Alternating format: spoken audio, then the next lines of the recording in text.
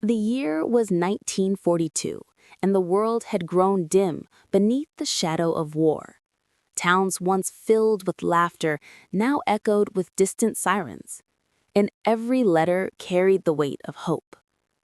In a quiet village at the edge of the valley lived Eleanor Hayes, a young woman with gentle eyes and a heart too soft for the hardness of the world. She worked at the small post office, sorting envelopes smudged with mud and longing. Every day, she prayed that none of them carried the dreaded black seal. One cold morning, as frost silvered the window panes, a stranger walked into the post office.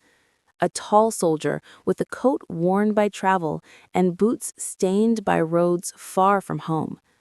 His name was Thomas Avery. He bowed politely, as men did in those days, and asked with a quiet voice, "Miss, may I send a letter?" Eleanor nodded, though her hands trembled. Something in the soldier's eyes, tired yet shining, pulled at her heart.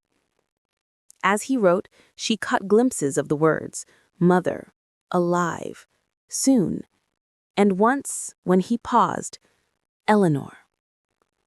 Their paths crossed again and again. A simple exchange of envelopes turned into stolen moments. A walk beneath the dim street lamps, a shared cup of weak tea, hands brushing like passing whispers. War had taken much from both of them, but in each other they found warmth that felt almost forbidden. One evening, as a soft rain drummed on the rooftops, Thomas stood at Eleanor's door. His uniform was patched, his hair damp, and his voice barely more than a breath.